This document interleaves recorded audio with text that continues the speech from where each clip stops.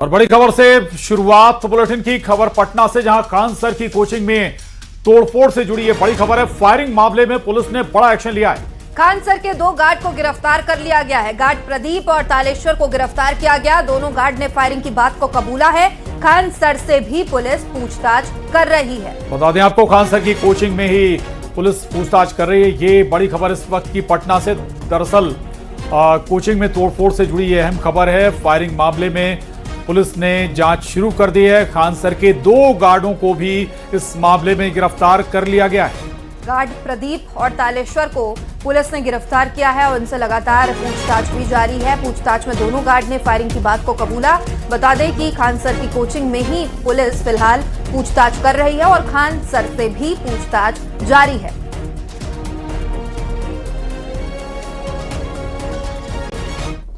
और भोपाल के बरकतुल्लाह विश्वविद्यालय की कार्य परिषद ने विश्वविद्यालय का नाम बदलकर वाग्देवी भोजपाल विश्वविद्यालय करने के प्रस्ताव को मंजूरी दे दी। और इसके अलावा विश्वविद्यालय के अकादमिक ढांचे में भी बदलाव तय किए गए हैं। कार्य परिषद से मंजूरी मिलने के बाद प्रस्ताव को राज्यपाल मंगूभाई पटेल के पास भेजा गया। प्रस्ताव में कहा गया, राजा भोज की तुलना में बरकतुल्लाह भोपाली के भोपाल निवासी होने से अधिक इस क्षेत्र के लिए किसी प्रकार का योगदान नजर नहीं आता है। और इसी तर्क के आधार पर विश्वविद्यालय का नाम बदलने की सिफारिश की गई। प्रस्ताव में यह भी कहा गया कि भोपाल की ऐतिहासिक और सांस्कृतिक विरासत को देखते हुए विश्वविद्यालय का नाम वाग्देवी भोजपाल विश्वविद्यालय किया जाना ज्यादा अच्छा होगा।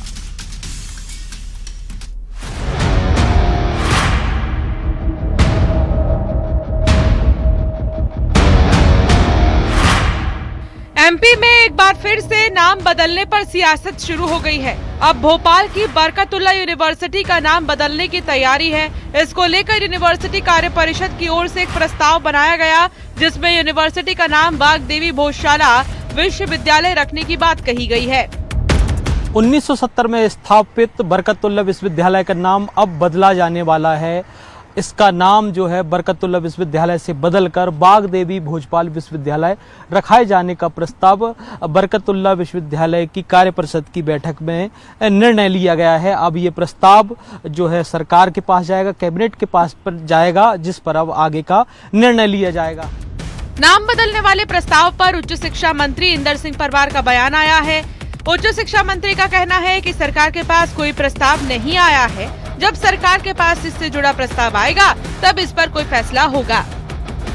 देखिए, कल कार्य परिषद का बैठक में उन्होंने प्रस्ताव पारित किया है।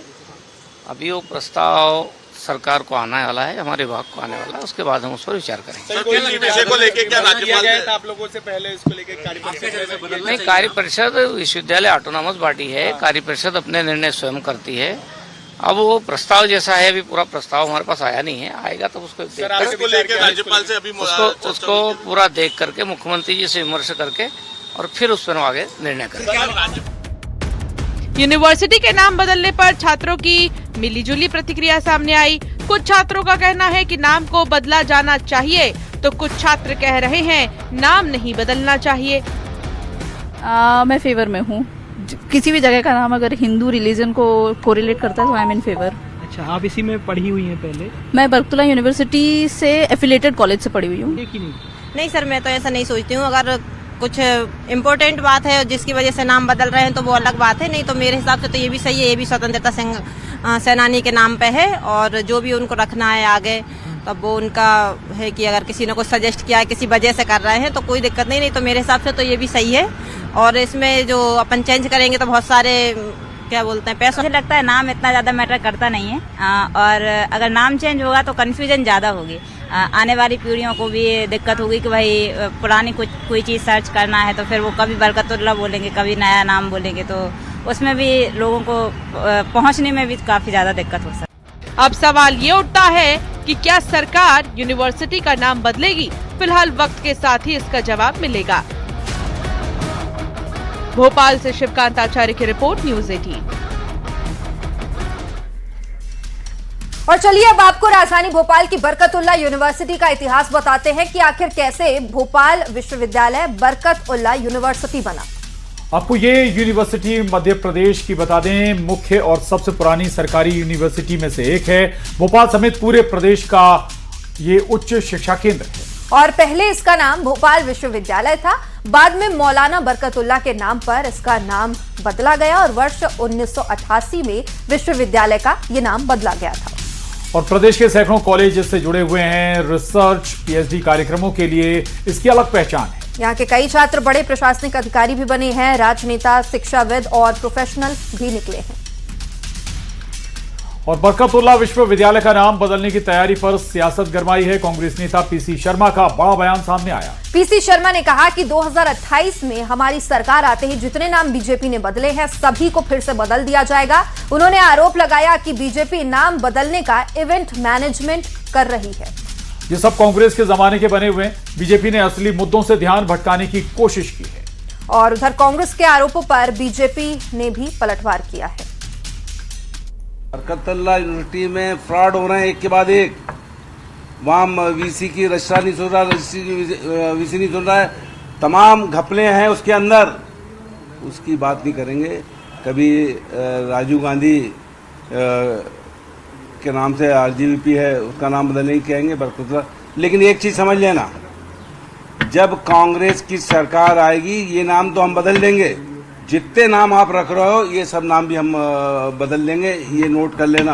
और ये जिंदगी भर चलने में 28 में कांग्रेस की सरकार आने वाली है, ये नाम तो हम बदलेंगे। जितने नाम और रखे तुमने अपने वो ही बदल देंगे। हमारी सांस्कृतिक वैभव, हमारी संस्कृति और सुनहरे इतिहास का परिचायक होना चाहिए। ऐसा कोई भी नाम जो इन सभी से दूर है, मुझे लगता है कि जनता चाहती है बदल जाना चाहिए। और भारतीय जनता पार्टी की सरकार सदैव जन भावनाओं के अनुसार निर्णय लेती है। तो भोपाल की जनता जो चाहेगी वो भाजपा की सरकार करेगी, कांग्रेस को चाहे कितना भी पेट में दर्द होता रहे। और राहुल गांधी के इमरजेंसी वाले बयान पर घमासान मच गया है। अब बीजेपी ने राहुल गांधी के बयान पर पलटवार किया। बीजेपी का आरोप कि राहुल की कोशिश देश में घबराहट पैदा करने की है। शिवसेना और जेडीयू ने भी राहुल के बयान पर निशाना साधा है। शिवसेना का कहना है कि राहुल को सुर्खियों में बने रहने की आदत है, इसलिए ऐसे बयान दे रहे हैं। बीजेपी प्रवक्ता प्रदीप भंडारी ने कहा कि राहुल गांधी अराजकतावादी व्यक्ति हैं। राहुल गांधी देश में अराजकता फैलाना चाहते हैं और इसलिए ऐसे बयान दे रहे हैं।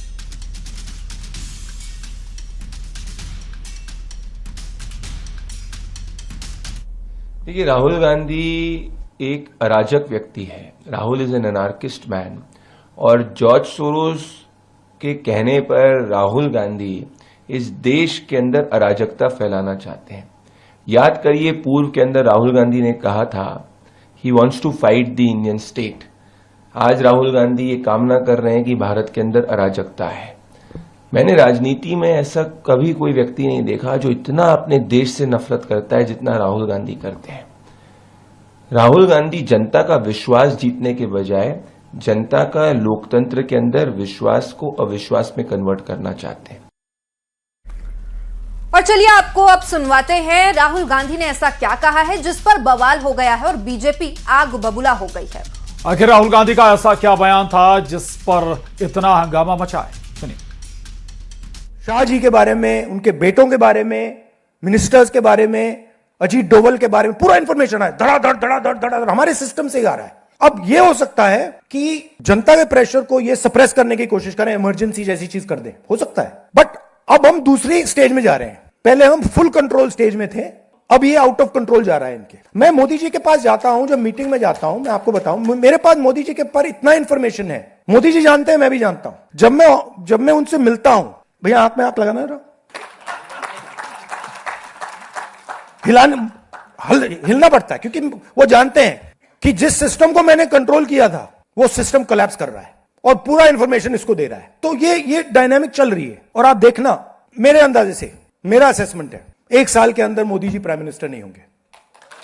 आर्थिक सुनामी आ रही है, भयंकर आर्थिक सुनामी अब आ रही है। उसका कारण है कि हिंदुस्तान का जो प्रोटेक्शन का सिस्टम था, जो इंटरनेशनल इकोनॉमी से एक प्रकार से शॉक ऑब्जर्वर था, उसको बीजेपी ने हटा दिया है। तो एक तरफ से भयंकर आर्थिक सुनामी आ रही है, प्राइसेस बढ़ रही हैं, और ये अभी शुरुआत देखी है आपने। ऐसी इकोनॉमिक क्राइसिस आएगी हिंदुस्तान में जो आपने अपने लाइफ में नहीं देखी होगी। ये हो रहा है, इसको अब कोई रोक नहीं सकता है। दूसरी तरफ क्या हो रहा है, हिंदुस्तान के अंदर, सिस्टम के अंदर इंस्टीट्यूशनल रिवोल्ट हो रहा है। तो आप सोचती हैं कि इलेक्शन कमीशन फुली कंट्रोल्ड है, वो 3 साल पहले फुली कंट्रोल्ड है, चीफ इलेक्शन कमिश्नर के मैसेजेस मेरे पास आ रहे हैं, head of intelligence system, senior judiciary, सारों के सारे रिवोल्ट कर रहे हैं, इंफॉर्मेशन दे रहे हैं।